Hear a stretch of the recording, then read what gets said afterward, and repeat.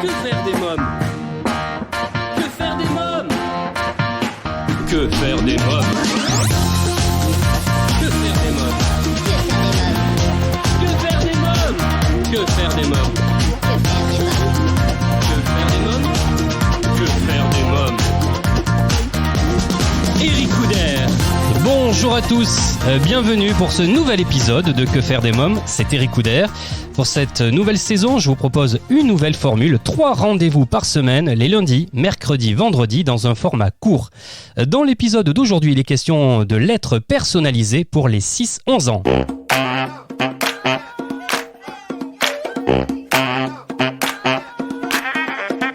Bonjour Mireille Dur. Bonjour Eric. Alors vous êtes fondatrice du concept ludique Sa Petite Lettre, des lettres personnalisées pour les 6-11 ans. Alors dites-nous un peu plus sur ce concept, comment ça marche? Alors sur le concept d'abord, en fait ça tourne autour de 3 idées. Oui. Les idées de Sa Petite Lettre. La première c'est la magie du courrier, puisqu'il s'agit de lettres adressées à un enfant en particulier. Oui. Le deuxième élément c'est que ce sont des lettres personnalisées. Donc des lettres qui évoqueront des sujets qui intéressent l'enfant. Et le troisième point, c'est que l'enfant qui reçoit les lettres voit qu'il fait l'objet de l'attention spécifique d'un adulte. Donc ça, c'est le concept Sa Petite Lettre. Faire plaisir aux enfants de façon ludique, comme vous le disiez, avec ces lettres personnalisées. Maintenant, comment est-ce que ça fonctionne? Pour répondre à votre question, c'est tout simplement l'adulte qui abonne l'enfant, qui va sélectionner dans son espace, sur le site, les différentes rubriques qui vont intéresser l'enfant. Il peut aussi mettre pour chaque lettre un petit message personnel et puis il peut consulter la dernière lettre envoyée de façon à en discuter avec l'enfant ou à adapter, changer les rubriques au fur et à mesure de l'évolution de l'enfant. Voilà, l'adulte a la possibilité de glisser un petit mot ou une photo également, hein, c'est ça, hein? Exactement, oui, en fonction du thème, de ce qu'il a envie d'évoquer. Alors 2 fois par mois, directement dans sa boîte aux lettres, l'enfant a la belle surprise de recevoir une lettre de 4 pages composée de thèmes spécialement sélectionnés pour lui en fonction de ses goûts, hein. Exactement, donc en fait il y a une première page avec qui est vraiment comme une lettre où on s'adresse à l'enfant, où on mentionne l'adulte qui a fait l'abonnement et qui s'investit à travers ça auprès de l'enfant et qui parle de l'actualité de l'enfant. Une deuxième page sur un thème plus découverte, mais là aussi qui sera en fonction de l'enfant, en fonction des rubriques qu'aura sélectionné l'adulte. Donc ça peut être des animaux, thème de la science, ça peut être ce qui se passe dans le monde, ça peut être de l'actualité. Enfin, il y a vraiment plusieurs rubriques. Une troisième page sur des propositions d'activités. Donc là aussi, ça peut être des activités manuelles, des informations de sport, des conseils de lecture, des conseils musique. Enfin, il y a vraiment là aussi plusieurs rubriques et un choix qui est fait par l'adulte.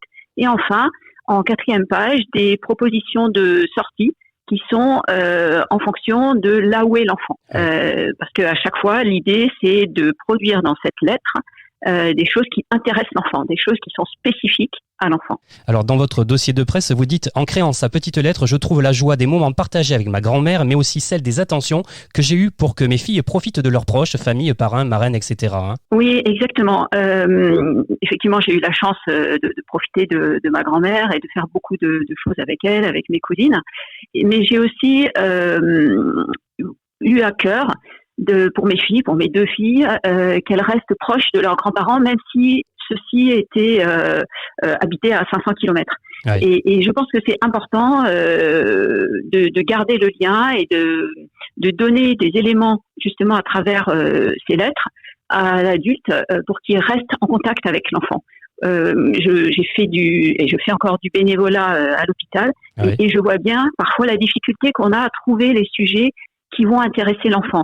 Ou alors les sujets qui intéressent l'enfant, ça va être des sujets sur lesquels nous on n'y connaît rien, genre les Pokémon ou je sais pas quel jeu tendance du moment. Et donc à travers Sa Petite Lettre que l'adulte peut consulter sur le site, il peut aussi préparer en amont ou en tout cas avoir de la matière pour alimenter ses discussions avec l'enfant, des activités à faire avec lui ou des sorties. Quels sont les retours justement de vos utilisateurs ? Alors les retours sont encourageants pour nous parce que les enfants sont très contents de recevoir du courrier à leur nom, ils se sentent valorisés. Ils sont contents aussi, comme je disais, de collectionner ces lettres et puis de faire des activités ou d'être eux-mêmes décideurs des sorties qui seront faites les week-ends ou le mercredi. Oui. Ce qui est intéressant aussi dans ces retours, c'est les retours des parents qui voient à travers ces lettres aussi, comme il y a 2 niveaux de lecture proposés, donc un niveau avec un peu moins de texte, un niveau avec un peu plus de texte, la possibilité de démarrer en douceur la lecture, et puis une fois que que la lecture est un peu mieux installée, mieux acquise, de passer à une version avec plus de texte.